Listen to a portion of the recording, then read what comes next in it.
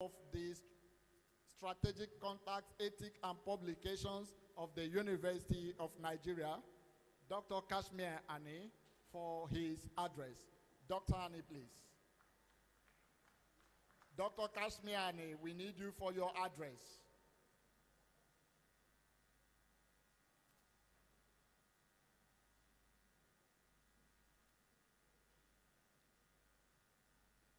While we are waiting for that, I recognize the Registrar of the University of Nigeria, Dr. Mrs. C.N. Nebedum. You're welcome, ma. Dr. Anne, if you're not ready for your address, we can shift that.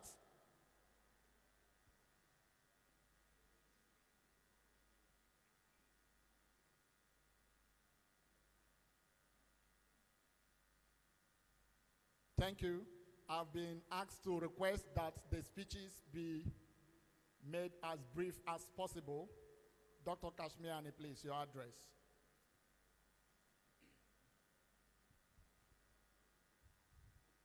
First of all, let me use this privileged opportunity to apologize for the failure of the electrical system, which up to 1 hour ago was working perfectly. And for 3 days, we tried it and ensured that they were working. Please accept our apologies. Having said that, Your Excellencies,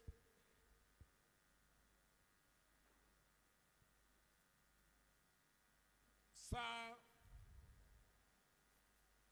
Mr. Peter Obi, Okute Ndibo, Okute Nigeria, former Executive Governor of Anambra State, Your Excellency, Her Excellency, Dame Dr. Veji Etiaba, Mama Anambra, Mama Africa, CON,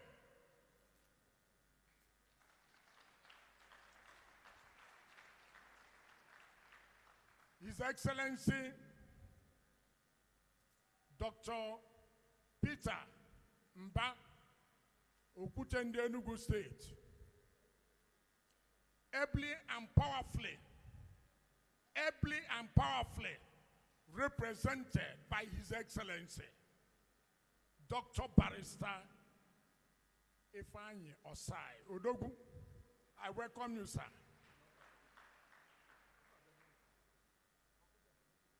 Your Excellencies, the Vice Chancellor of the very University of Nigeria, the one and only University of Nigeria, the King of the dens of lions and lionesses, Professor Charles Arize Igwe, for now represented, because he said he's on his way, by another power broker within the university system, a man I consider to be an ethical mover, Professor Pat Oboko, Deputy Vice Chancellor, Administration, the Deputy Vice Chancellor, Professor Orama, an academic icon, Vice. You're welcome. I want to recognize the council members here present. I want to represent them, Professor Fokansi, Professor Uche Odo, and the principal officers here, the librarian, the bursar, the registrar, and others. I want to recognize the traditional ruler of Ameze community, Igwe Asado Ameze. Sir, you are welcome, sir. Dejo. I want to recognize the revered sons and daughters of this great Etiaba family, the sons, the accountants, the bankers. I want to also welcome the man who will be doing a duty for this university as the 7th lecturer, Chief Ben Etiaba. From you. I want to welcome the friends, supporters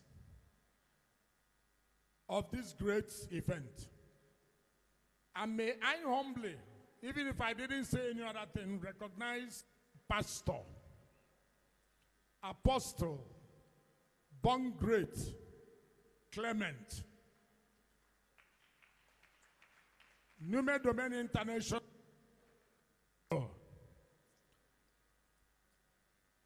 Ladies and gentlemen, Mr. Vice Chancellor, Your Excellencies, we know that we are working on that time.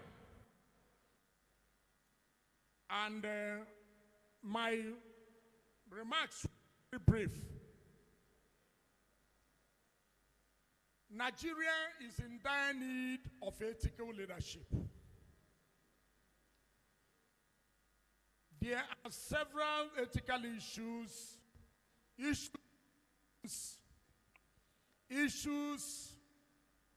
of management of resources of state, issues of the electoral system, issues in higher education management. One of the reasons why we have inaugurated, the university has inaugurated this ethical leadership lecture and set up the Office of Strategic Contacts, Ethics and Publications, is to bring to the front burner the urgency of ethics and values in nation building, the urgency of ethics and values in management of resources of state, the urgency of values and ethics in our personal relationships, the urgency in everything we are doing as a people, in our relationship with each other, to build a better Nigeria. It was in 2014 that a Vice Chancellor came in and set up this office because he said academic excellence is not enough. We need character. Character building became one of the objectives of his administration. And he set up the office and then entered into a technical partnership agreement with Global Ethics Geneva, authorized by UNESCO to handle ethics in higher education. What we are doing is internal and external. On 3rd August, the Vice Chancellor of this university presented to the university community the new ethical policy for the structure of the university. Ethical policy will now act as a guide, it will act as a benchmark, it will act as a direction on how we should behave, our character, our relationship with each other in teaching, learning, research, and in relating outside. Ladies and gentlemen, the first purpose of a university, the fundamental objective of a university, produce the human capital that serve the needs of the society. Our venerable, right honorable Nnamdi Azikiwe, Professor Mrs. Uche Azikiwe, I recognize you. I recognize you because today we are honoring mothers and values of motherhood and their performance in national service. Our founding fathers have already done what they should do. Our university is known as the university that restores the dignity of man and woman. But we should not live on past glory. The university decided to rehabilitate a value-oriented and ethical university. We have a new ethical policy since over 50 years establishment of the university. We have ethics desk officers. You listen to the Vice Chancellor, Professor Igwe, inside that Kosi Hall, state that we are an ethical university. And we will not go back. Your Excellencies, ladies and gentlemen, if we do ethics inside the university and we don't do it in the society, it will not be useful. That is why today we recognize that the hand that rocks the cradle rules the world. Ethics starts from the family, and we were privileged after a long search to identify a woman of noble virtues, a woman of nobility, a mother who excelled in the values and ethics of family management, a woman, while she was widowed at a very early age, was able to bring up her children, and all of them are full children. They are professionals in their price. Not only she did this in her family, bringing them up with ethics and values, this great woman was able to serve as a deputy governor and a former governor under His Excellency, Sir Peter Obi Okwute Nigeria. And so today, I want to join this all, every one of us, we must recognize our women. We must recognize our mothers. We must recognize family values. We are recognizing and inducting Dame Dr. Mrs. Etiaba into the Hall of Fame as a fellow and partner of ethical leadership because of what she's able to do.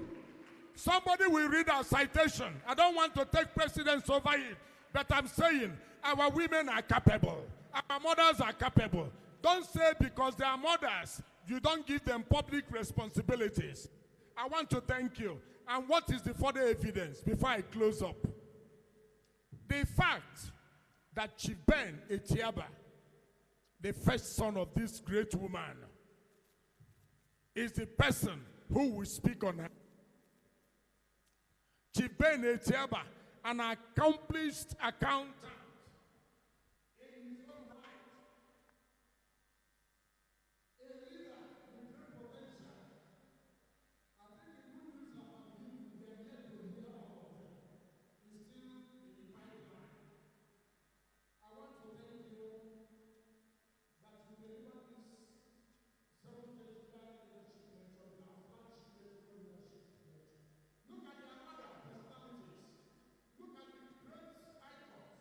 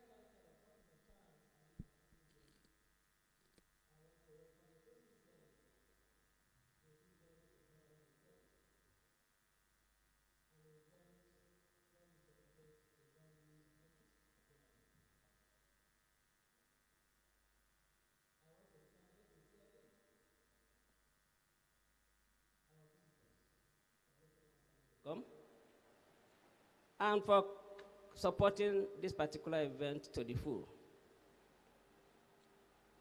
I want to, in a special way, also thank the Almighty God for bringing us safely and for making us join this occasion. Ethics talks basically about moral conduct. And once you talk about moral conduct, you are talking about doing things rightly. Sometimes we begin to celebrate wrongs in society. Over the past few decades, many of us have celebrated wrongs. The values began to degenerate because we do not know where we're coming from. But I remember that the founding fathers of this great university established a university that is meant to restore the dignity of man. The implication is that we are expected to seek the truth, teach the truth, and preserve the truth. And ethics revolves around all these. If you are interested in being a good governor or a good leader, you must appreciate the values of ethics, particularly the golden rules that guide individual conduct. And those golden rules have been the anchor on which this university has been built. One of them is the due process and standard procedures. Respect for constituted authority, due diligence, commitment to excellence. If you do all these and then run them using the committee system as established and enshrined in our Act, then you are good to go. The society in which we are today began to degenerate because we have thrown away the golden rules, which specifically define how people should do their business as individuals and relate with one another. One of them is honesty. Another is integrity. The other is transparency, accountability, and reputation, as well as respect for others. If you share these values as a leader, as a follower, then the society will run well. Because an honest person is easily anticipated. People know where you are coming from and where they expect that you are going. And all this put together guide individual and group and collective conduct. Our prayer is that as we start running this process using our ethical policy, which we initiated a few years ago, the University of Nigeria will be better for it, and Nigeria will be better for it. If you're a governor, govern well. If you're a president, make sure you preside well. If you're a manager, manage well. If you're a preacher, you preach well and do the same thing that you have preached. What we are saying, in effect, is that honesty is not just for the leader. Those that are being led also should be honest, so that will also be anticipated. If you're a man of integrity, people will know your track record. Your track record will guide you. And that explains why one of us would normally say, go and verify. Go and verify. And that is where integrity comes in. And when you talk about reputation, we are talking about perception of people about you. And that perception is also built on your integrity and your character. So that if you do things wrongly today and continue that way, people see you from that perspective. Even if you struggle to do the right thing, they may not understand you until you show them over time that you have the track record to do things right. Because it is always good to do good, not just because of the benefits, but because good is good in itself. So I want to welcome you most sincerely and believe that today, the woman that is being celebrated, along with the policy that we are launching, will show the light. Because them, Etiaba, is an epitome of good mother. And motherhood is reflected in the kind of people around you, how you nurture them. And remember that every child at the age of 3 has always developed 85 or 80% of the brain capacity. And more often than not, they learn from the mothers. Men are always on the run, but children from first day of birth, from the day they begin to suck the breast, they look at their mother's faces and begin to appreciate what the mother tells them, either by sign or by word. I believe that given the caliber of people in the family, 2 sons, and so many other lawyers around the Etiabas, the accountants and so on, has shown you that this mother did not just sit down.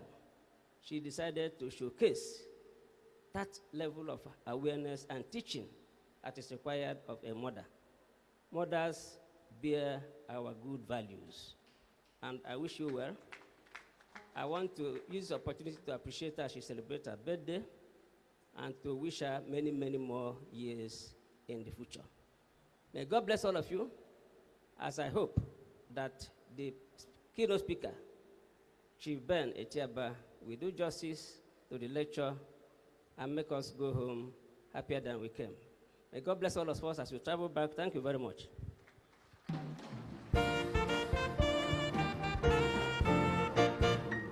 I think we can do better for the Vice Chancellor of the University of Nigeria. Thank you very much, Mr. Vice Chancellor.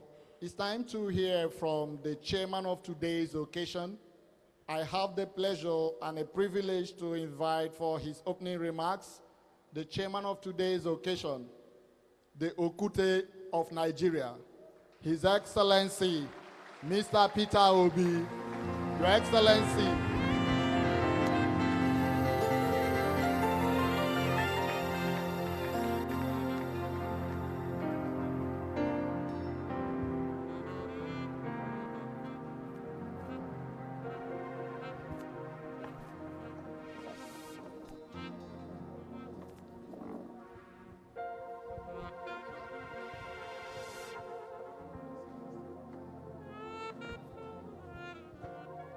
please be seated, please.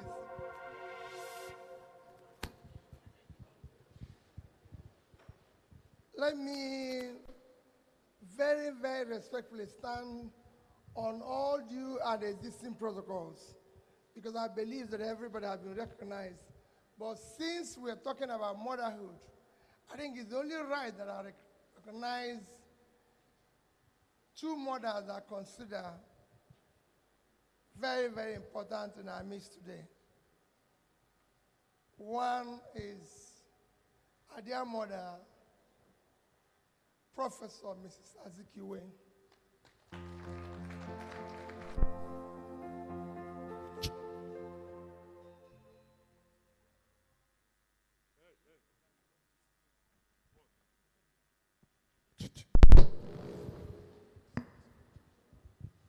And Mrs. Etiaba is the awardee today. As you know, I'm just the chairman of this occasion. Mine is to welcome you and sit down and listen to the lecture. I like listening. As you have always said, leadership can only thrive in 2 things. A leader must always listen and learn. Once you stop learning, you can no longer lead. So as the chairman here, mine this morning is to sit down learn, listen and learn. However, I'm welcoming all of you. The governor is being represented by my brother, the deputy governor. I always tell people, governor and deputy is the same thing. So whenever they say a deputy is representing governor, I don't agree with that because they are the same thing. They are elected on the same ticket. I saw somebody yesterday saying somebody's deputy governor. I said, no. I say it's the deputy governor of the state. If the governor is not there today, it's the governor. So they are just two people that are elected. So deputy governor, I respect you on everything. And the VC, ours again is to listen. I've been in Nsukka since this morning. I arrived in Nsukka by 8. I've been going from Bishop Shanahan Hospital, where I've been supporting the School of Nursing and the hospital. What we are saying here is we're talking about issues to do with ethics.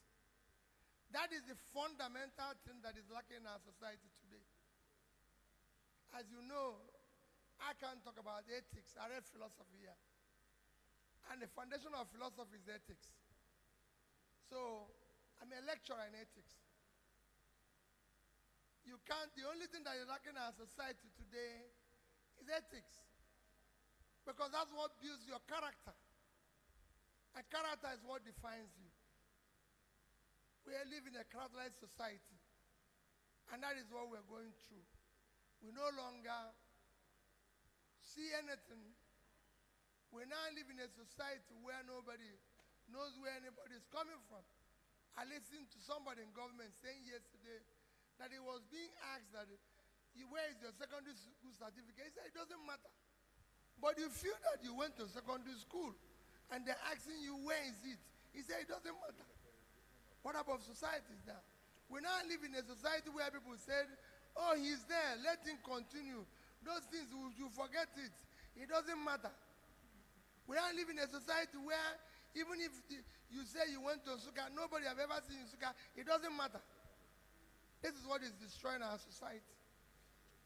So it doesn't matter if anything happens. It doesn't matter if you steal. It doesn't matter if you kill. It doesn't matter. That is what we're about to learn. We want to listen about ethics. We want to listen about character. So I know as the chairman, I'll be making comments as we go. So my job now is to welcome the MC. MC have to move fast. The people, the person that is going to lecture, we are not the lecturers. The house is to listen. So you have to move fast so that we listen to this thing Ben wants to tell us. Our mother is already nice, and we are going to today celebrate her. Ben is celebrating 60 years. It is very important. I always tell people a very great story that I used to have a partner who tells me that the normal life of a human being is 80 years. After 80, the other one is, if you're lucky, see doctor, see this, until you go. So if you have lived 60, you've done 3/4. The remaining 1/4, you must use it carefully to reconcile, to make sure no more enemies. If you have people you're quarreling with, you reconcile with them, build and plan yourself. So Ben is reached 60, and we want to listen what values that he's going to teach us today. So let's quickly listen to him. But you're most welcome. I'll be making comments as we go along. Thank you. Peter Bini Danyima Mbombo Okutendi Bo Danyima Mbombo Onye Chimereze Namada Pohinaya Onye Chimereze Namada Pohinaya Thank you very much. That the former governor of Anambra, our very own delightful Mr. Peter Obi. Can we give it up for him once again? We want to hear from His Excellency, the Executive Governor of Enugu State, distinguished ladies and gentlemen, let's give it up as we welcome for his remarks the special guest of honor, His Excellency Dr. Peter Ndubisi Mba, ably represented by the Deputy Governor, His Excellency Ifeanyi Osai.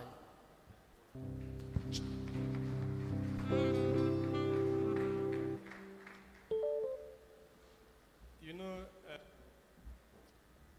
if you come to a university, you get very if they ask you to make a remark because you're in a university where they know everything. And when the chairman of the occasion, His Excellency Peter Obi had spoke, he told us about ethics. And you know he read philosophy. So when philosophers had made remarks, and the vice chancellor of a premier university, then if they ask you to speak, you'll actually want to ask them to pass the cup. But I tried to pass the cup, but I didn't succeed. So here am I. But, you know, it's interesting to be part of a lecture series. Now, this institution. It's interesting because we're discussing ethics, and most institutions seem to have abandoned what universities are supposed to be. So I want to thank the center, I want to thank the university for hosting this and for inviting us. A couple of years ago, I was on a trip to America, so while I boarded the plane, I met His Excellency, then Governor of Anambra State.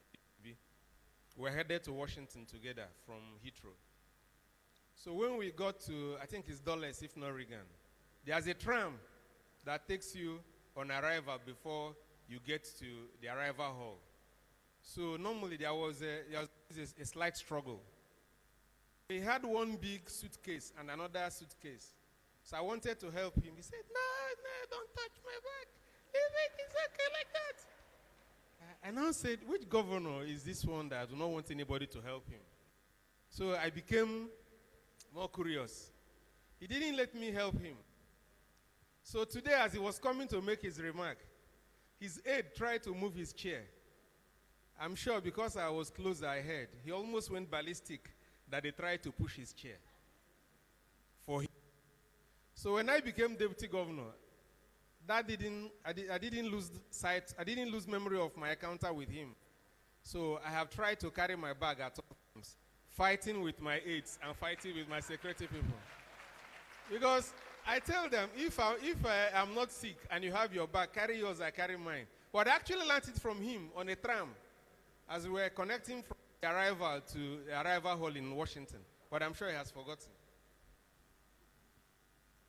When we discuss the failure of society and we talk about decadence, depreciation of who we are, devaluation of human dignity, occasioned by ethics going down, I want the university that is hosting us today to go back to herself and reinterrogate herself. Because most of the people who are in positions of leadership, both in government, in business, in families, and everywhere, most of us say we are educated and we are graduates. And I'm sure this university, as rightly pointed out by the Deputy Vice Chancellor, was created to restore the dignity of man. And we can't restore dignity of man if those values that society depends on to become what society should be are slipping from us. Time was, I used to come to this university when my uncle was living at Oba Road.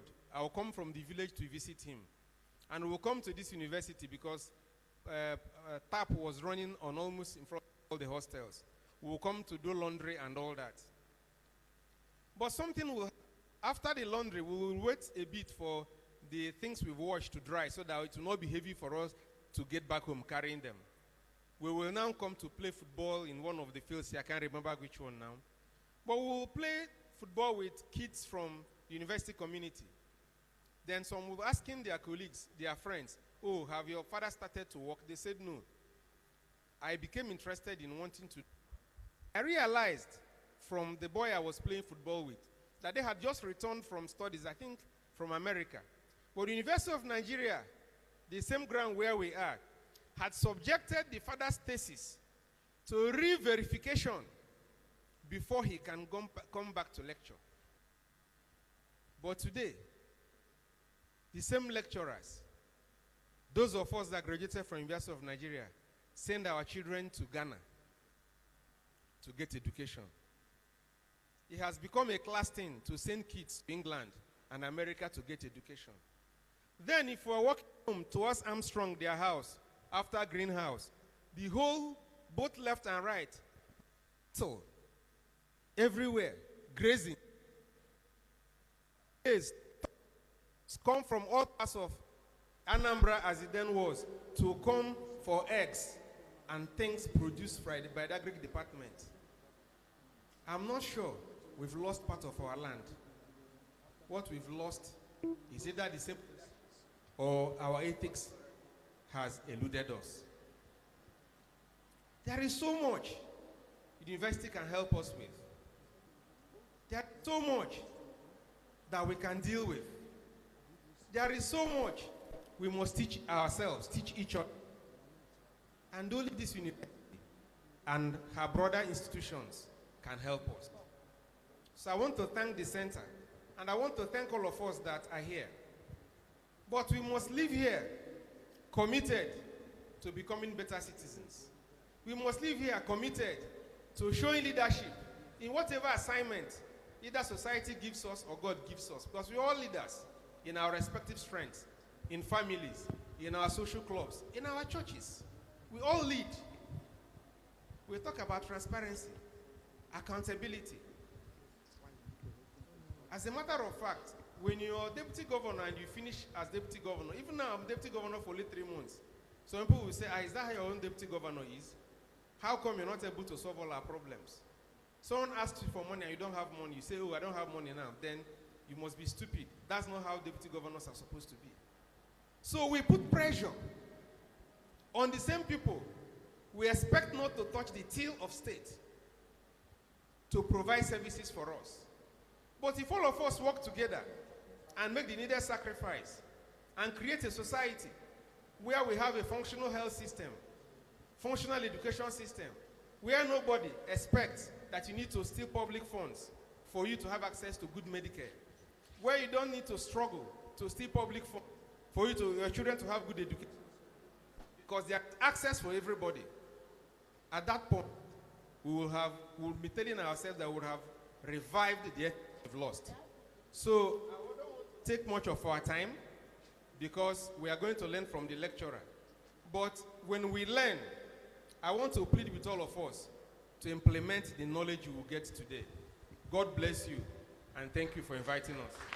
Barrister Ifeanyi bụkwa no member n'ezie, ọ bụ member n'ezie, ọ bụ member n'ezie. Barrister anyị bụkwa no member n'ezie, ọ bụ member n'ezie, ọ bụ member n'ezie. Obodo bụ member n'ezie. Thank you very much. That was the executive governor of Enugu State. I've been instructed by the chairman of today's occasion to move very fast with the program, so we are going into the lecture proper. May I invite the Vice Chancellor and the Director of STRASEP to robe the keynote speaker, and then we go straight to the lecture. May I call on the keynote speaker to please step forward, Chief Bennett Chukwuogo Etiaba, to step forward for the robing. Can we appreciate him? Let's show him some love.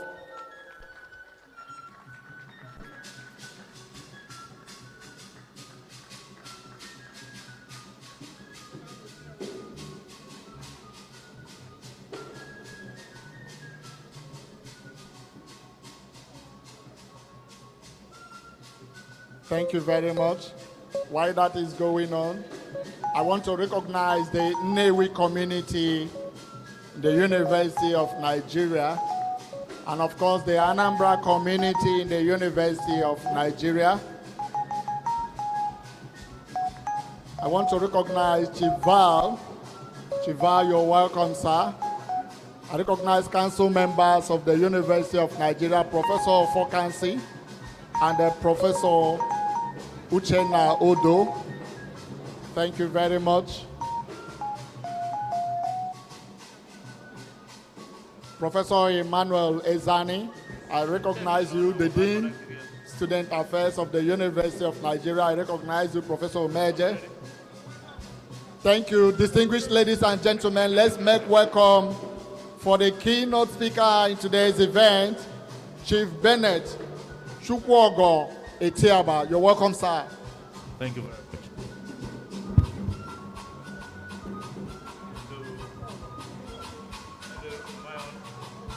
Is it good? Can you hear me? Thank you, thank you, thank you. Let's have it down. Thank you. His Excellency, the Executive Governor of Enugu State, ably represented by the Deputy Governor, Barrister Ifeanyi Osai, my chairman, the chairman of this 2023 Ethical Leadership Lecture, His Excellency Mr. Peter Obi. I think I'll probably have to stand on existing protocols because we don't have much time. But before I do, let me recognize the presence of a legend here in this audience, Bashorun J.K. Randall III, OFR, past president of ICANN, former president of KPMG Africa.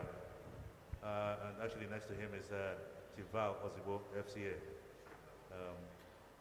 Please, distinguished ladies and gentlemen, I'll acknowledge my mother, I'll acknowledge my siblings, my wife at the end of my lecture, just to save time. And I'll get straight into it because we don't have much time. The chairman and members of the governing council, the 15th vice chancellor of the University of Nigeria, the deputy vice chancellors, the senate, the rectors, trustee, deans, directors, members of the local organizing committee, staff, students of the University of Nigeria, distinguished ladies and gentlemen, lions and lionesses. On the 19th day of June 2021, while I was campaigning for the position of governor of Anambra State, and I missed the ensuing mayhem at the time in the state, if we all recall,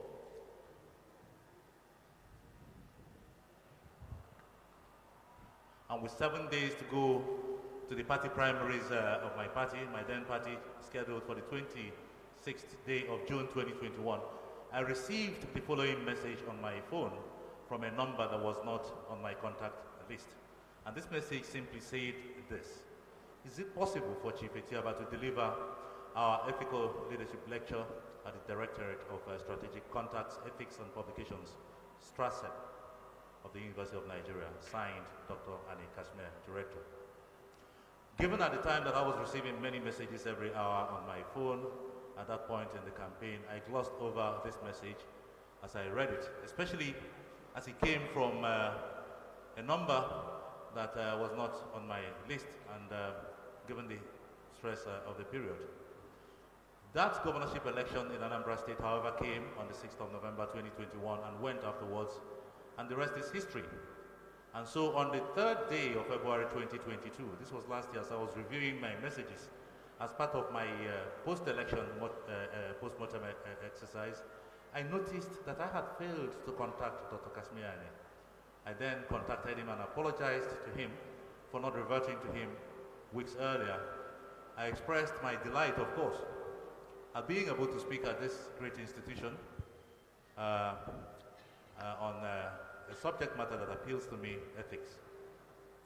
Much later, I had followed with keen interest the historic achievement under Professor Charles Arize, the 15th, Arize Igwe, the 15th Vice Chancellor and the first alumnus to be appointed so, who for the first time has given this great institution an ethical policy. An ethical policy, from what I know, is like giving a value-driven leadership and moral guidance map to the university community. I congratulate you, Mr. Vice Chancellor, who's joining us later. We were with him earlier. And I congratulate the Ethical Policy Committee led by Professor Mrs. Edith Musu, all the principal officers of the university, etc., etc. I understand that this directorate is mandated and has been since 2014 to carry out its regular ethical training on leadership, citizenship, charter, and this work has been going on ever since. I can assume that every organization, institution, company cannot give the best without good ethics. And a tertiary institution such as UNN cannot give quality assurance of its educational products and graduates without a value-based and ethical learning, teaching, and research process put into place that establishes the best right-based environment. And by coming out with an ethical policy, this university on the 3rd day of August 2023 and inaugurating it, the Vice Chancellor has shown a commitment and leadership to keep UNN brand at the #1 spot of ranking in Nigeria and Africa. And so, Mr. Vice Chancellor, sir, this is the summary of the story of the journey thus far for me.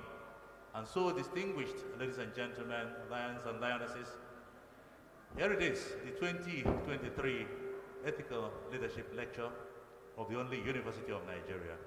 And this lecture is titled, Are Nigerians Getting the Best Dividends from Leadership? The Road Less Traveled. I'll give you the executive summary.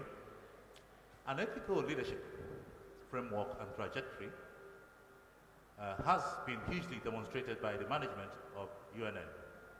And we shall need this going forward. And our democracy actually does need it for good governance and sustainable development to thrive. What is good for the goose of academia is good for the gander of Nigerian electorates and citizens. In the arena of Nigerian democracy, Adam Meyer poses several Marxist, historical, dialectical, and ethical questions that should bother us here in this hall today. What about our democratic development? What values, dividends, and offers have we given to Nigerians in the guise of democracy?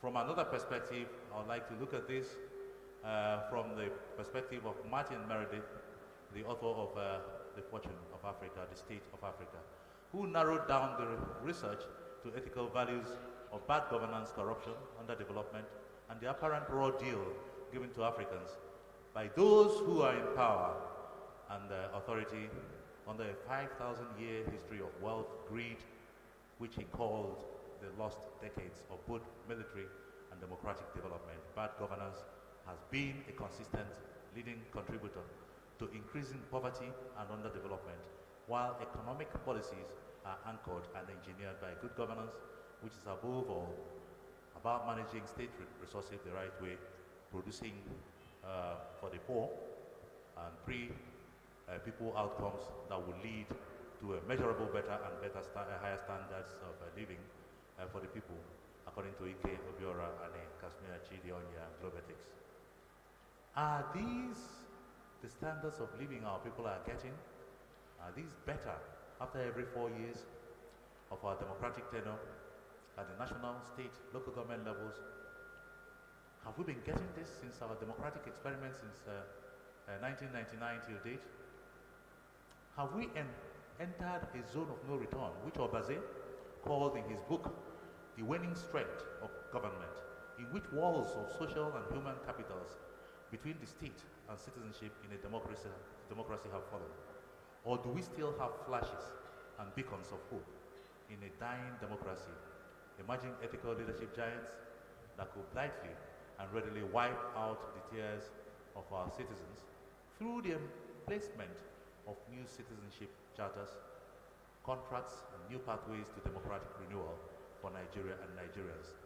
Yes, we do have, but we must identify them and work with them in every nook and cranny of Nigerian democracy. We discover them.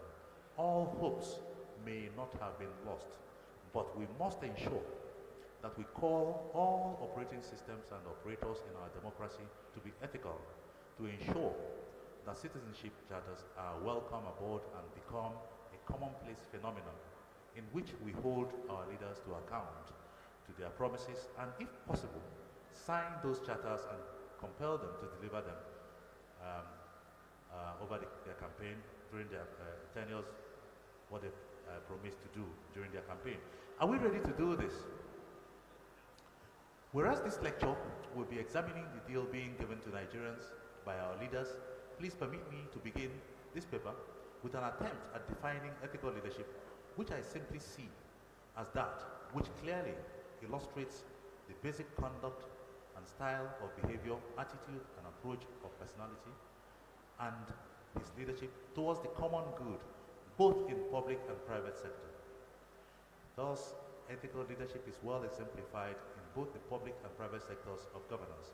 We can safely state that ethical leadership leads to the delivery of measurable dividends of democracy, sustainable development, and satisfaction to the citizens. Whereas ethical leadership in the private sector leads to the delivery of ethical management of transparency, accountability, and customer satisfaction in the marketplace, the Oxford Dictionary, however, defines ethics as morals or moral principles that govern a person's behavior or the conduct of an activity. One of the scholarly definitions of ethical leadership is that given by Brown et al. As leadership that is directed by respect for ethical beliefs and values for the dignity and rights of others. It is thus related to the concepts such as honesty, trust, consideration, charisma, fairness. Ethical leadership, therefore, must simply mean doing the right thing in leadership. Brown et al.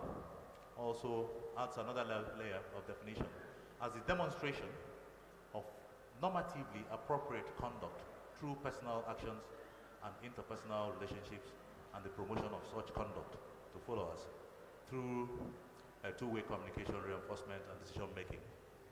Can I have somebody, any usher around, please? Kashmir. I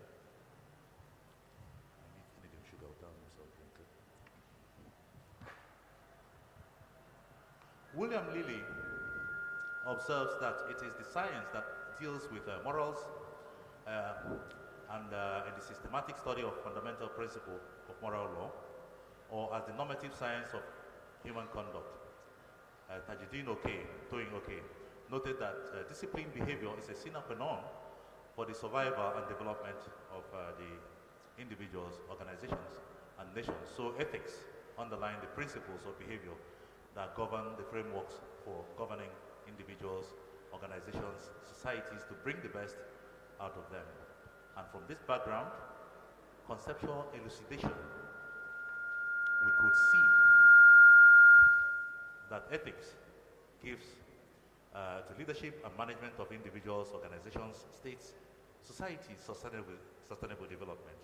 Without ethical leadership and management of resources, states will continue to miss the mark in governance and will consistently fail to meet the expectations of our citizens in our democracy. And so how have we then fared in this regard?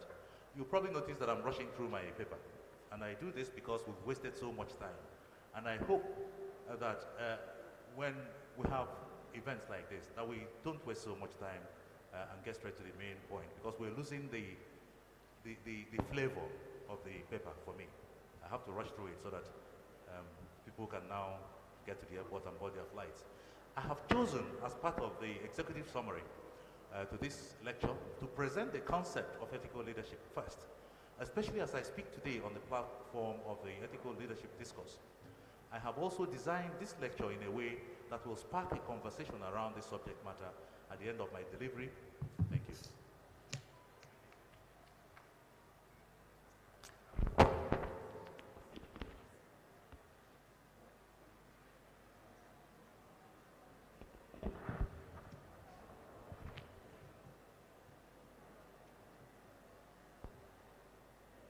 And I do hope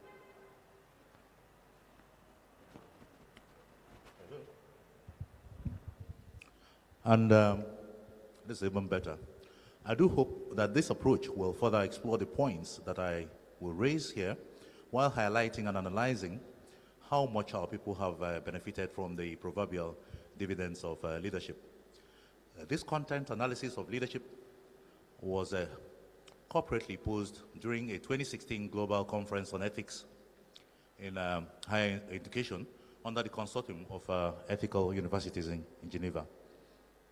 In the foreword to the ethical dilemma facing Nigeria, Ikobiora Onya Chidi and Ikasme observed as follows. Ethical leadership presents a unique theory of change for the transformation of Nigeria and Nigerians through the agency of ethical revitalization and orientation. A good theory of change is always pointing in a particular direction, and it comes with promises, prospects, and refreshing perspectives for doing new things in the environment. The theory of ethical leadership, because it emphasizes the use of principles of citizenship charter, prudence, accountability, transparency, and people-based budgeting, monitoring, tracking, policy making, has the capacity to save Nigeria's democracy in a sustainable manner. And so let's look at leadership in Nigeria. African countries, states, and organizations, to be sincere, since independence, according to Chinedu Ike, have tried to introduce and maintain new values and patterns of behavior in their political and economic development endeavors. But I will pose a question today, and the question is this: how far have our leaders succeeded in embedding these new values and patterns of ethical leadership in their governance styles? In my opinion, today in Nigeria, we have a leadership that has the following leadership characteristics. We have adopted but greatly misinterpreted or highly misunderstood the Western concept of democracy. I mean, we're seeing it today. We have displayed extreme selfishness and self-centeredness as opposed to absolute passion for selflessly serving others. We have used and abused power as an avenue for unbridled acquisition and lust for wealth. We have severely exploited nepotism as opposed to meritocracy. We have lacked any ounce of transparency, no ounce of integrity and accountability. We have seen injustice, extreme violence as a means of attaining and retaining power. We saw this in the last elections.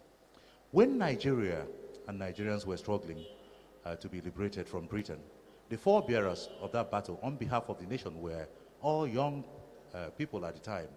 In those days, in the 1940s, Dr. Nnamdi Azikiwe was in his 30s and founded the NCNC. Chief Obafemi Awolowo, Alhaji Tafawa Balewa, Alhaji Amadu Obelo, Chief Samuel Ladoke Akintola were all in their 20s and 30s. That was how young they were at the time. By the end of the Civil War in 1970, we inherited a crop of young leaders in their early 30s in Nigeria. These leaders, young then, are mostly still leading Nigeria today, nearly 50 years later. Not a surprise that the state of our nation's democratic blocks are ragged, leadership blocks are ragged as they are today, leading us to examining the extent to which democracy and the dividends have eluded us. The question really that one is grappling with in this presentation is, are Nigerians getting the best dividends from the leadership? As this question begs for answers in this presentation, it is rather easier at this point to become a rabble-rouser, Gani Fawemi, Femi Falana, and declare that democracy is dead in Nigeria today. I will, however, and must resist such pronouncement at this stage, but rather look at the pointers that will lead us one way or the other to logically conclude one way or the other. The greatness of any nation is realized through the effectiveness of its institutions. It is not proclaimed or asserted, but by how well the building blocks of the nation are represented by its institutions. And countries of the world, we know, are ranked based on a variety of indices. These indices can be economic, they can be social, they can be political in nature. These outputs, therefore, give rankings based on what is produced by human beings in concept and productivity. These are all parts of the blocks of building a successful nation. China, which was a closed society for several decades, is today seen as a role model for the rest of the world to emulate. This is a country that has never practiced democracy, only relying on the leadership of just a few good men and women to drive their national agenda. They are not known to be religious, too. It will be very apt at this stage to look at the problems confronting our citizens today. This will help us to understand our challenges, in turn enable us to assess how far our leadership experiment has contributed in either solving or exacerbating our challenges. These problems, simply stated, are unemployment, abuse of substances, social media phenomenon, corruption, cultism, poverty, bad state of healthcare, substandard quality of education, failure of leadership. I go ahead to look at unemployment. I'm not going to read it. Believe you all have a copy of the lecture. I look at substance abuse. I'm not going to read it out. It's there. I look at social media phenomenon. Let me deal with this a bit because social media played a big role in the last election. Because when a particular candidate started, he was being mocked, and his followers were being mocked, that there were four guys tweeting in a room. But by the end of the process, they knew that Nigerians had been communicated to. This phenomenon has pervaded our society.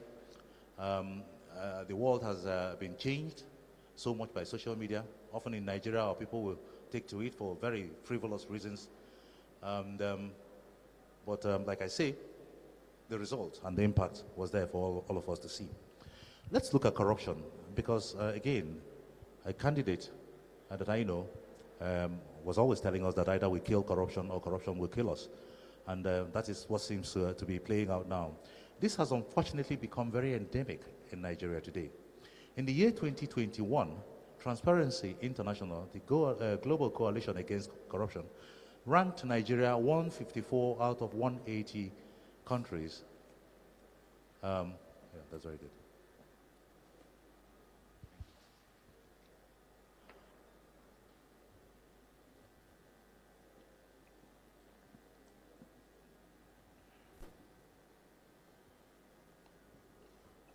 The citizens cannot be blamed entirely for this, as our leaders have largely been responsible for this terrible agenda. We look at cultism. We're in a great citadel of learning. I'm sure you're grappling with these issues. Let me not say so much about that, but go straight to poverty in Nigeria. Over 70% of Nigerian families live in abject poverty, according to a 2018 World Bank report. This results in a large number of our youths dropping out of schools, unqualified for the job market, taken to the street for crimes, and other ills. A lot of dreams are therefore abandoned while frustrations are setting, and innocent citizens become the targets and anger of those angry citizens. These have led to unrests. They have led to various forms of agitation ongoing in Nigeria, including kidnapping for ransom and gruesome murders. We have a situation where the state of healthcare in Nigeria is extremely poor, and I'm delighted to see in my party, Professor, I think Stan Okolo is behind me, sat next to Professor Emeritus Uche Azikiwe, whose husband I referred to earlier. Stan just stepped down as the DG of West Africa Health Organization. So the poor state of healthcare is, we all know this. I don't have to speak so much about that. Substandard state of education. I mean, it is so bad. The standard of education in this country is so low that though many of our graduates have the requisite paper qualifications to excel in life, they have remained largely unemployable and unemployed. Nigeria can never develop beyond our human capital. And whilst I talk about qualifications, let me digress a bit. I know I'm trying to save time, but I want to make a comment. When Dr. Kashmir and he was talking about me, he described me as an accountant, and that was close enough, but not good enough for my mother, because I remember the last interview I granted Politics Today, Sheikh Akimbaloye. She was telling the world that I was a successful accountant, and my mother called in from London to tell me to warn Shehu not to describe me as an accountant, but a chartered accountant. So bear that in mind next time. So when we talk about paper qualifications, the main one for me of the ills is actually failure of leadership. Flowing from the above points, it becomes very obvious that in a country where our leaders have consistently failed us, there is absolutely no way that the citizens can get on without being properly guided. In fact, there is a real danger that we have now produced a class of Nigerians that are not aware of what the acceptable standards in leadership should be, because they've known extremely terrible leadership all their lives.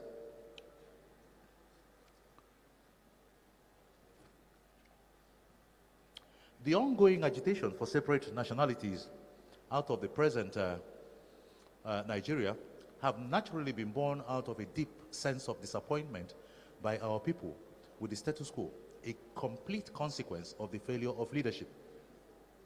Having listed some of these issues pervading our society today, which are holding us down from excelling, let me begin to explore other aspects of these failings. And these are our colonial past. Nigeria has become a mere, or became rather, a mere geographic expression for the convenience of our colonial masters, Britain. They had carved out Africa with their fellow European colonialists, including France, largely for their administrative and business convenience, rather than perfecting solid foundation for nation building for us. If we look around Nigeria now, we've seen a lot of coups, mainly in the Francophone countries. This is as a result of this colonial heritage, very badly built structures, and the chickens are now coming home to roost. The next one is our cultural challenge. Nigeria is a country, a diverse country of cultures, diverse religious beliefs and practices, so many languages. But instead of our citizens taking full advantage of our diversity to thrive and excel in a healthy, competitive nation, we have resorted to the option of wanting an easy way out and into a utopian state. And though as human beings, one can understand this feeling,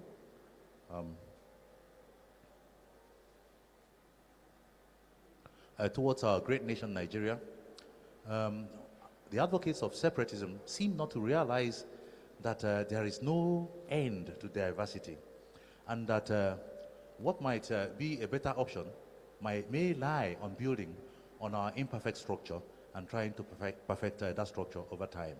And so, because we're talking about structure, let us look at restructuring. There's so much clamor for restructuring at the moment. Quite a lot of the issues raised earlier have tended to highlight an imperfect structure and the need to restructure the federation. Will a perceived new structure solve our nation's leadership issues? My clear answer to that is a big no. For as long as we have selfish leaders who seem uninterested in the led, however perfect the structure is, will never actualize our nation's leadership potentials. We need selfless leaders, pure and simple. How can a country that is unable to conduct a simple census plan successfully or allocate the nation's resources? The allocation of nation's resources on a skewed figure can never ever lead to genuine development, as the foundation for such distribution of instruments of national development cannot be objectively justified, and this will always produce the wrong results. And so let's look at the anti-corruption war.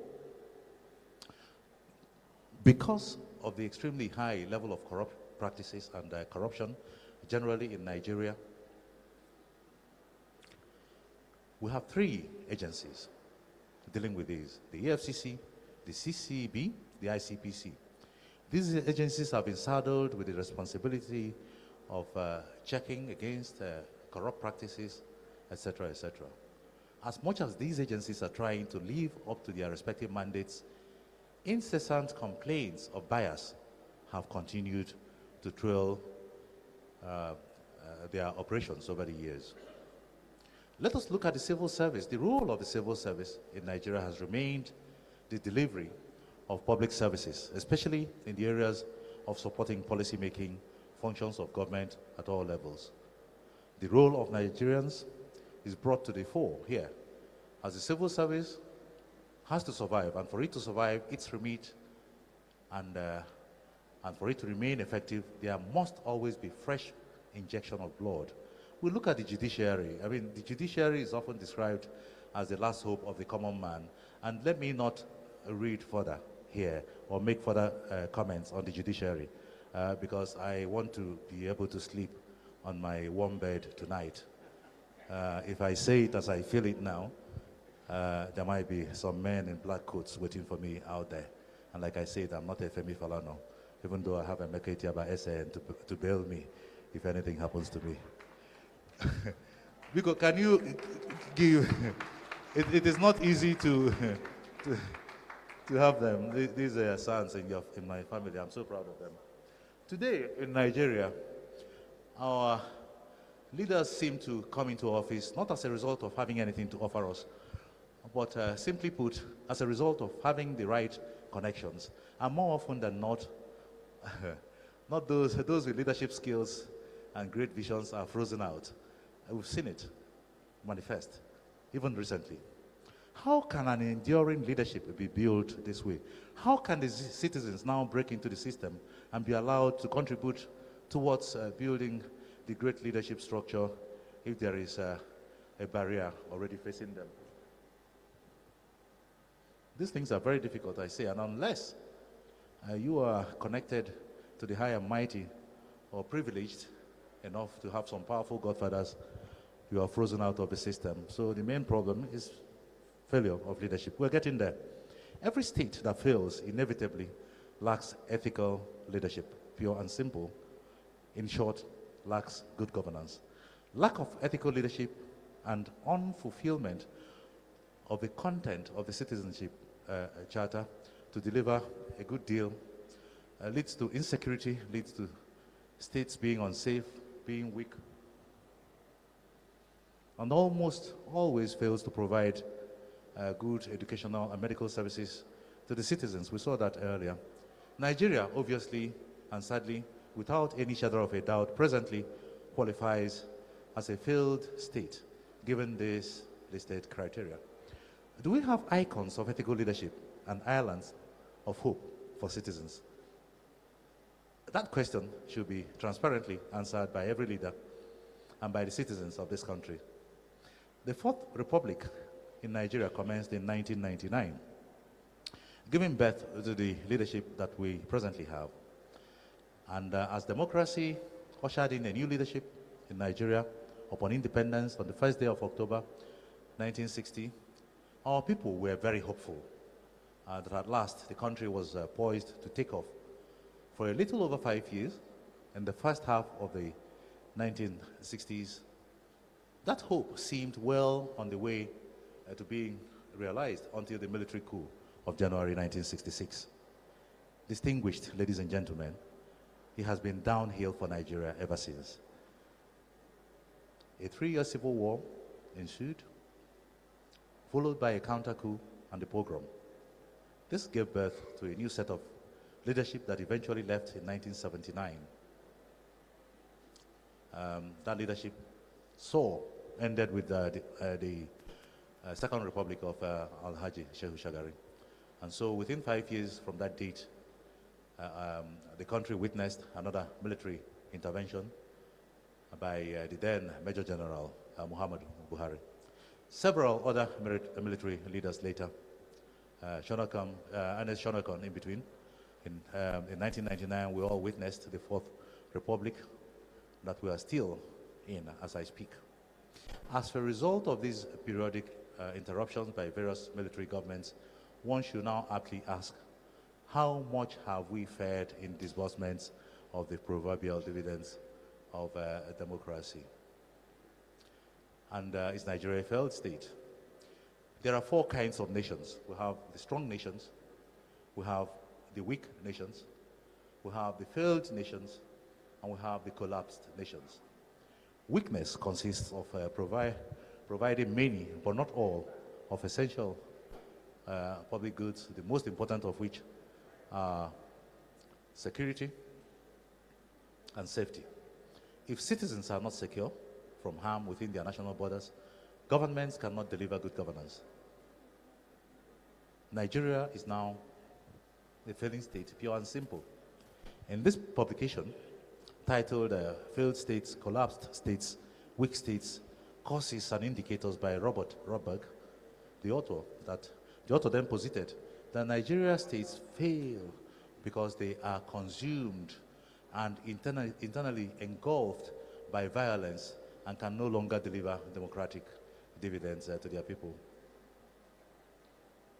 Dispensing dividends of leadership will have to include enforceable rules of law, security of property, a dependable judiciary, a set of values that are fair and just to all citizens.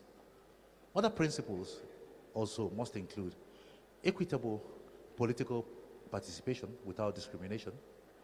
These include freedom, the right to compete for office, respect and support for national and regional political institutions like legislatures and courts, tolerance of dissent and difference, and fundamental civil and human rights. Others are healthcare provision, schools and educational services, infrastructure such as roads, railways, and buildings, communications infrastructure, financial institutions including banking systems, and the national currency, strong economic performance indicators such as a strong GDP.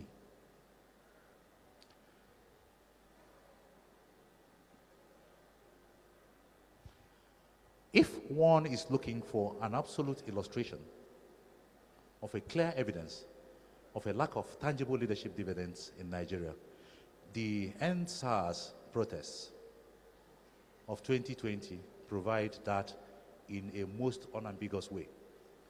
A youth protest that had started as a demonstration against police brutality in the country snowballed into a clearly choreographed nationwide protest against government failings in security, healthcare, education, infrastructure, rule of law, and all other functions of government as we know it.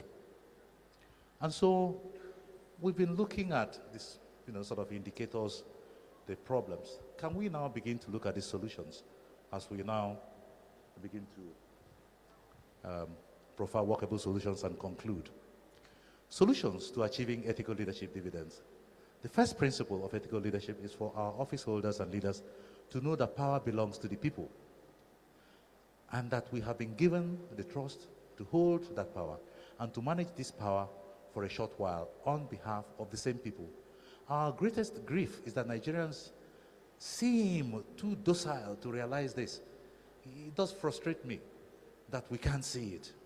The power to change and effect change can be invoked by Nigerians.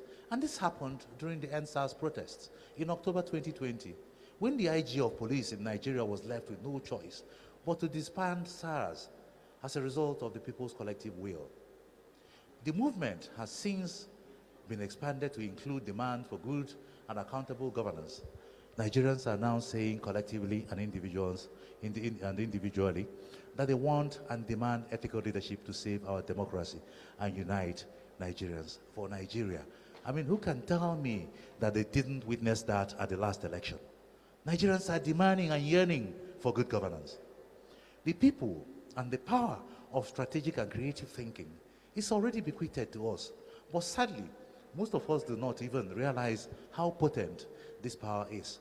And thus, the power remains within us, unleashed. Nation builders are creative thinkers and strategic visionaries. So they must realize our potentials by thinking strategically and availing the nation of our God-given skills through active participation in the nation's leadership process. I mean, when I offered myself to contest in an election, people looked at me and laughed and thought I didn't belong to the murky waters of politics. And I looked at them and laughed and thought that was where I belonged, exactly in those murky waters of politics. And you never know. One day, by default, we may get the right person leading this country or various sectors segments of this country. And let us not say that we've not gotten that in the past. We have had good examples of great governors. And I don't want to begin to name names here because it will be so obvious if I do that. But we have seen ethical leaders perform in states that were overridden or taken over by godfathers, being held, choked, without being allowed to breathe. It took one man to come in and say, enough was enough. Of course, they fought hard. They fought very hard. For a brief period, it looked as though that wasn't going to be realized. But a woman stepped in too and said, no, this must continue. She held forth. And the story continued. And today we have a state that was better than they made them in Anambra. So, do we have great leaders? We have them. And we had an outstanding candidate at the last election. That's precisely the point that I'm bringing to the fore. I don't want this lecture to be about politics. It's about leadership. And leadership goes beyond politics. And as much as I don't want it to be about politics, I don't even want it to be about partisan politics. Because I'll say this about my belief in politics in Nigeria and largely in Africa, that all the parties are the same. Don't let anybody kid you otherwise. What makes the difference is the person. A particular movement was what a lot of people wanted, especially the young ones, because of one man. So we have great leaders and ethical leaders and selfless leaders. They are there in every nook and cranny, and you don't have to be running for president to look for an ethical leader. You can start as a counselor. You can start at whatever level, even in your schools. Why do we need selfless leaders today more than ever? They have always built and relied on great institutions. Greatness of a nation is realized through the effectiveness of its institutions. It is not proclaimed or asserted, but by how well the building blocks of the nation is represented by its institutions and are able to effectively function, maintain, and improve on their respective mandates. A number of our political leaders are now given to blaming the current federating structure for the nation's woes. I've dealt with it about restructuring. I'm not going to say more about that. Oh.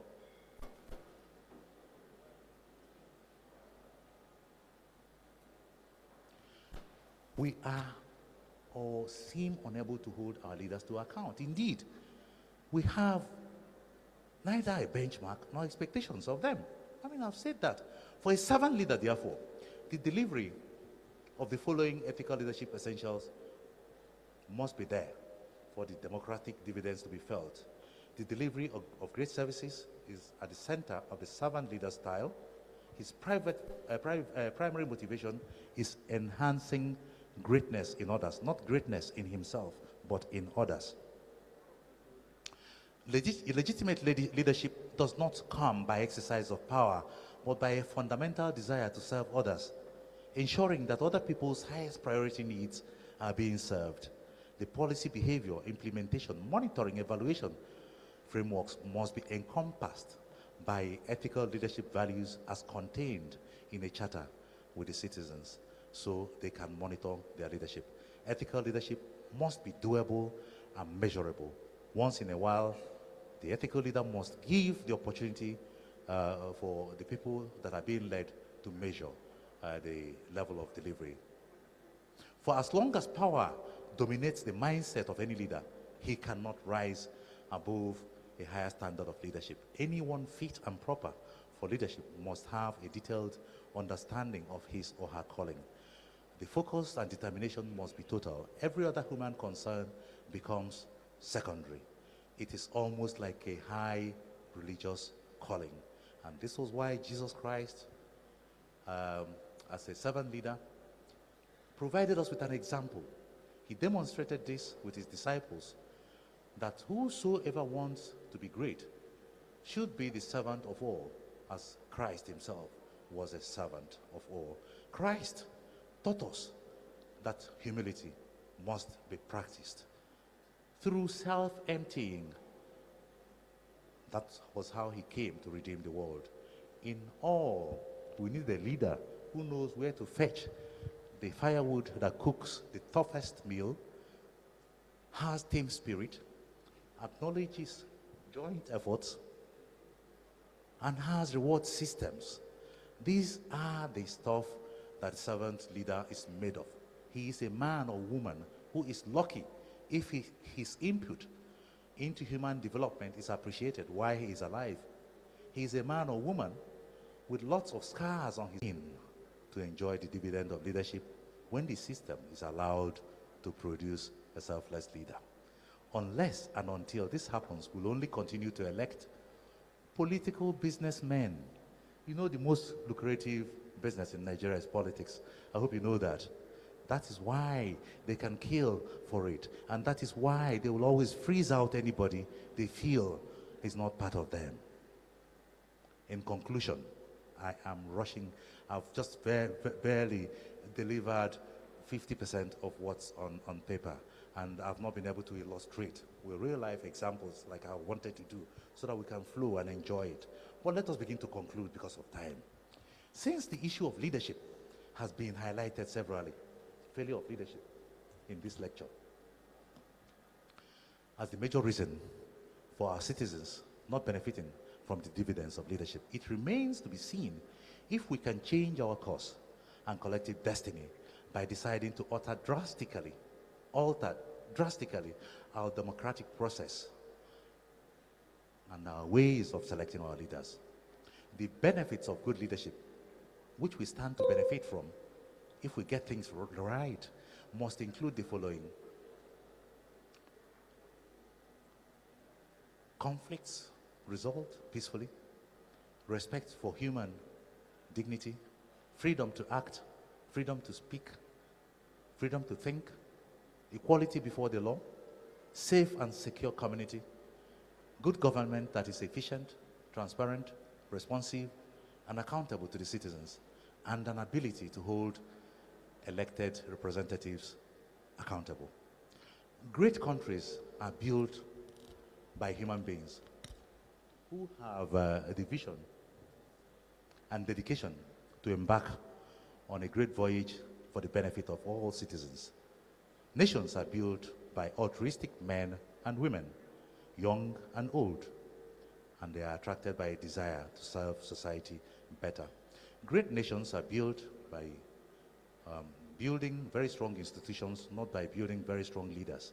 For it is strong institutions that will lead nations to succeed rather than mere benevolent or dictatorial leadership. Leadership is everything, and nothing ever works without government patronage, either in the public or private sector, unless we have leaders with ability, integrity, commitment, and vision. We cannot succeed at nation building, talk less of dispensing leadership dividends. Strong institutions will not only give confidence to the process, but will greatly enhance and strengthen our nation building. While these panaceas are being advocated, it remains the task of ours to ensure that we enthrone ethical leaders, and this is the need that we feel, which has become more relevant today, more so than ever, as our country is now seemingly rudderless.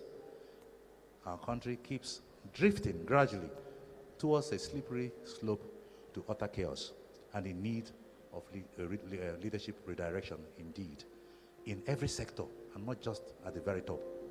We must remember that as we contribute towards nation building, our integrity, accountability, empathy, humility, resilience, vision, positivity will all lead, and these will be severely tested. We have a country, but we don't have a nation yet. After 62 years of independence, we're still struggling to build a nation. We mostly have to devote more time and more effort at nation building. And unless we do, Nigeria will remain what it has always been, a country where no citizen is patriotic. Our national flag, our national anthem, plus all the instruments of nationality will remain mere accidents of occurrence and will continue to evoke no meaning to Nigerians. While I have chosen these narratives in this lecture, I believe that the conversation continues and that we are able to open it up further in an interactive audience participation session to further drive home more pointers in an elucidating fashion. I also make bold to state that I most am delighted and, dare I say, both pleasantly surprised and encouraged that this great citadel of learning has established its own ethical policy, which I was privileged to have received a copy from the Vice Chancellor through Dr. Kashmir Ani, who graciously signed this copy for me at Ifenia Court, my home in Enugu, on the 15th day of February 2022. The ethical revolution is a long-distance race. It is not a sprint. Mr. Chairman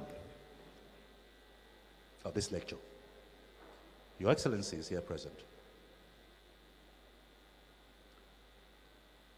members of the Governing Council, the Vice Chancellor, the DVCs here present, the Senate, members of the LOC, community, the staff and students of the University of Nigeria, distinguished ladies and gentlemen, I express my profound gratitude and appreciation that this great institution has found my humble self worthy of delivering the university's 2023 flagship ethical leadership lecture. And I thank the Vice Chancellor and the entire management of the University of Nigeria for deeming it fit to pursue this noble discourse, just as I appreciate all the guests who have made out time to speak. And as much as I have been jumping from pillar to post, trying to save time, I have to thank you all for listening. I am Ben Etiaba.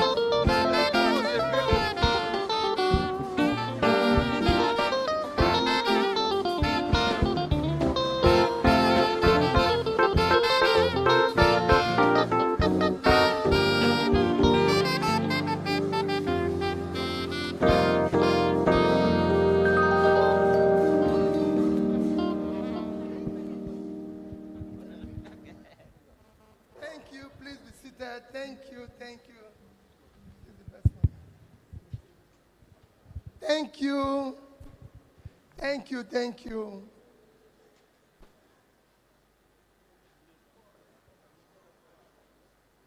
I'm happy that a VC, you were not here when we started. So I was saying my VC visited. I was saying in my opening speech that I'm here to learn. And the first thing I learned today is that you're the first alumnus that is visiting here. As you know, I always say to people that the university now belongs to us because the VC and the DVC were all my mates here. So when I go to people, they said, I said, don't ask me about my degree.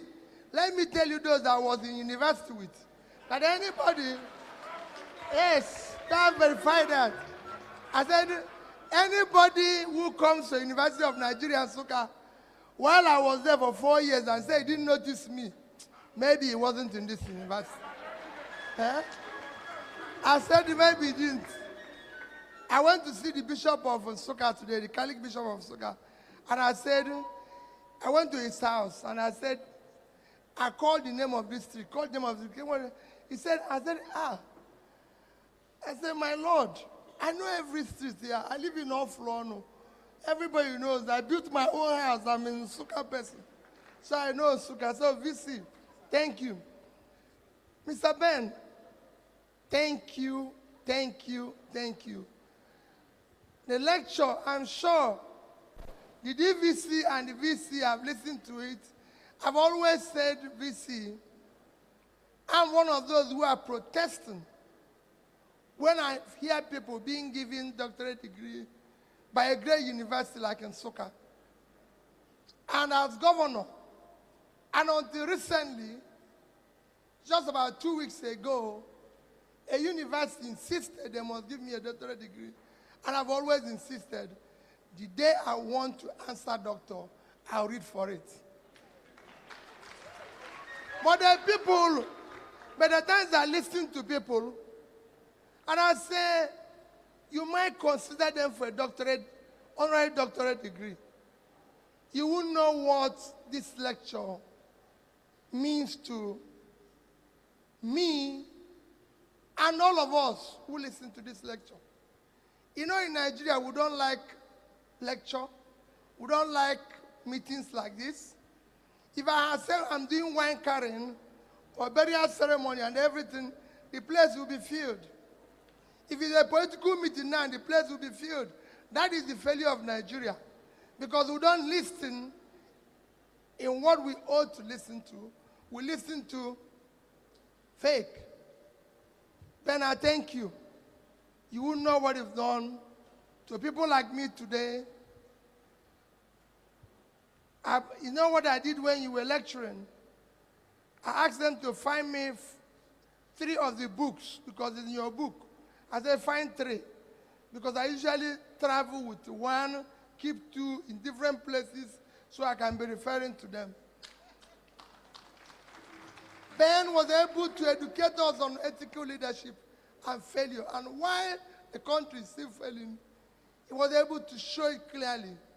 The only thing where I disagree a bit with him is that it is a failing state, if I listen to you very well. Nigeria is a failed state.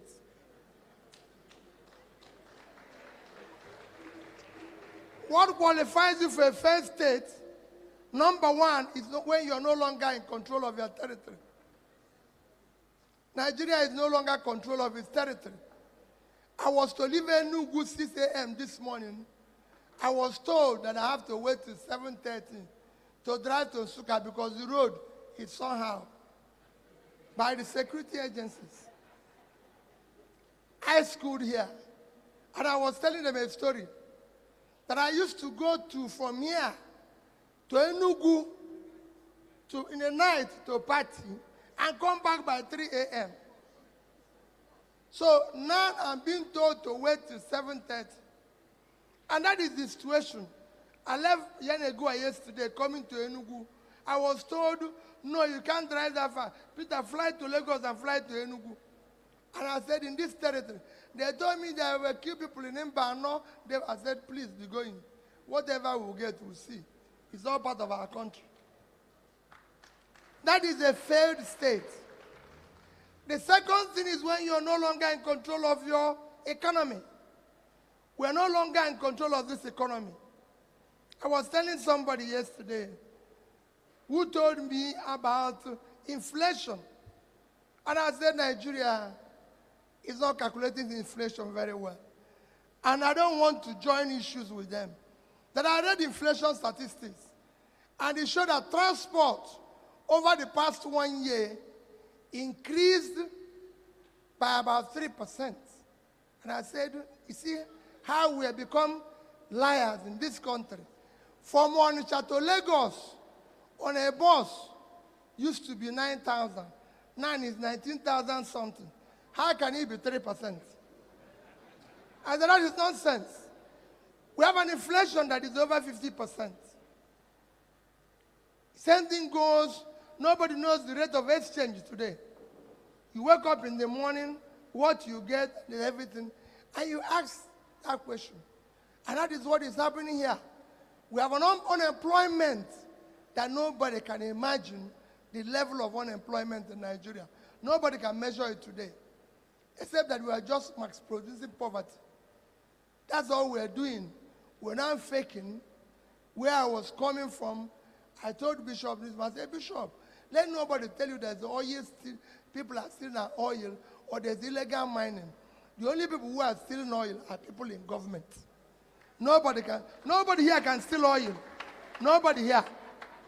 To steal oil, you need a ship. For a ship to come into our territory, Navy must approve it. It must have the necessary approval. And the ship is not tiny. It's not a canoe. It's not a small boat. It is a ship that carries several barrels. So it is people in government that are stealing it. For anybody to tell you it's illegal mining, I say it's not illegal. I told people today, I told Bishop, I said, can I come to Nsukka here? In any community in Nsukka to mine anything illegally without the citizens approving it, they will kill me immediately. So if anybody is doing mining here, it's by approval of Nigerians. Nigeria has turned into a criminalized society, where those who are supposed to be leading it have turned into that's why we don't care about anything. So if you ask now, Peter, where did you go to school? He says, oh, he was in Nsukka. Where is your result? Which department?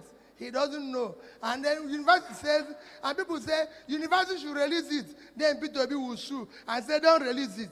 Hey, wait a minute. You was one who said you went to this university. I was in Nsukka.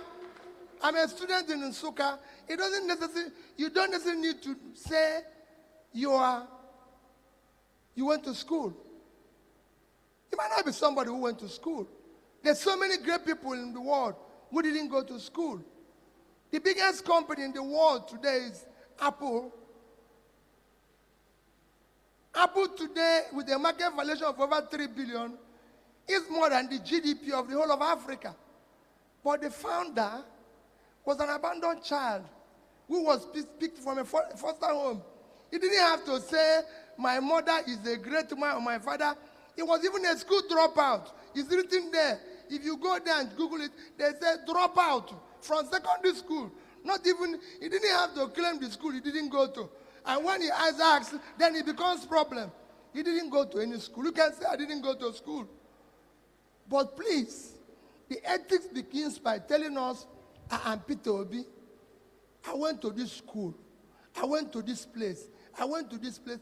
And it's verifiable. People can go and do what? Verify.